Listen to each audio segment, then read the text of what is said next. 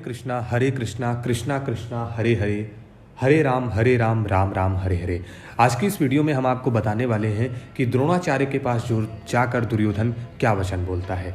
पश्चैताम पांडुपुत्राणा माचार्य महतीम चमूम व्यूढ़ाम द्रुपद पुत्रेण तव शिष्येण धीमता। द्रोणाचार्य के पास जाकर के दुर्योधन बोलता है कि आप हम सबके कौरवों और पांडवों के आचार्य हैं, शस्त्र विद्या सिखाने वाले होने से आप सबके गुरु हैं, इसलिए आपके मन में किसी का पक्ष या आग्रह नहीं होना चाहिए। शिष्येण धीमता। इस यहाँ पर दुर्योधन कहता है कि आप इतने सरल हैं कि आपने मारने के लिए पैदा होने वाले धृष्टद्युम्न को भी आपने अस्त्र शस्त्र की विद्या सिखाई है, और वह आपका शिष्य धृष्टद्युम्न इतना बुद्धिमान है कि उसने आपको मारने के लिए आपसे ही शस्त्र अस्त्र की विद्या सीखी है। द्रुपद पुत्रेण। इसमें आपको मारने के उद्देश्य को लेकर ही द्रुपदेन याज और उपयाज नाम के ब्राह्मणों से यज्ञ कराया, जिससे धृष्टद्युम्न पैदा हुआ। वहीं यह द्रुपद पुत्र धृष्टद्युम्न आपके सामने सेनापति के रूप में खड़ा है। ये दुर्योधन ने जब उनसे कहा, द्रोणाचार्य जी से कहा ये बात, तो दुर्योधन यहाँ द्रुपद पुत्र के स्थान पर धृष्टद्युम्न भी कह सकता था, तथापि द्रोणाचार्य के साथ द्रुपद जो वैर रखता था, उस वैर भाव को याद दिलाने के लिए दुर्योधन यहाँ द्रुपद पुत्रेण शब्द का प्रयोग नहीं कर सकता कि अब वैर निकालने का अच्छा मौका है। पांडुपुत्राणाम एताम व्यूढ़ाम महती चमूम पश्य। पांडुपुत्राणाम एताम व्यूढ़ाम महती चमूम पश्य। द्रुपद पुत्र के द्वारा पांडवों की इस व्यूहाकार खड़ी हुई बड़ी भारी सेना को देखिए। तात्पर्य यह है कि जिन पांडवों पर आप स्नेह रखते हैं, उन्हीं पांडवों ने आपके प्रतिपक्ष में खास आपको मारने वाले द्रुपद पुत्र को सेनापति बनाकर व्यूह रचना करने का अधिकार दिया है।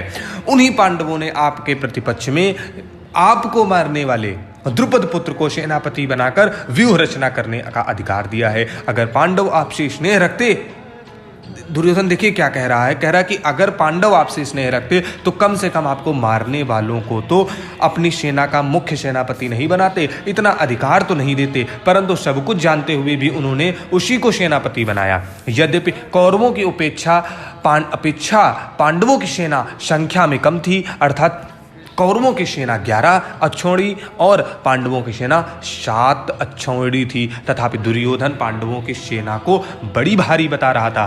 पांडवों की सेना को बड़ी भारी कहने में क्या मालूम होता है? नंबर 1 कि पांडवों की सेना ऐसे ढंग से व्यूहाकार खड़ी हुई थी जिससे दुर्योधन को थोड़ी सेना भी बहुत बड़ी दिख रही थी। क्या बताया मैंने? आप ध्यान से सुनिए कि पांडवों की सेना ऐसी ढंग से व्यूहाकार खड़ी थी, ऐसे सिस्टम को बना रखा था कि दुर्योधन को थोड़ी सेना होने के बावजूद भी उसको बड़ी दिख रही थी। नंबर 2 कि पांडव सेना में सबके सब योद्धा एक मत के थे। इस एकता के कारण पांडवों की थोड़ी सेना भी बल में उत्साह में बड़ी मालूम दे रही थी। क्या बताया कि पांडव सेना में सबके सब योद्धा एक मत के थे।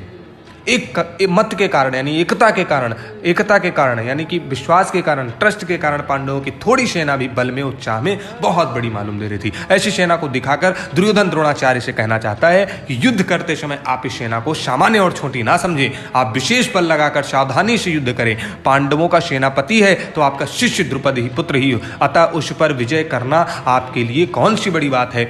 एताम पश्य, यहाँ पे एताम पश्य इसलिए कहा गया है कि पांडव सेना युद्ध के लिए तैयार होकर सामने खड़ी है, अतः हम लोग इस सेना पर किस तरह से विजय प्राप्त कर सकते हैं, इस विषय में आपको जल्दी से जल्दी निर्णय लेना चाहिए।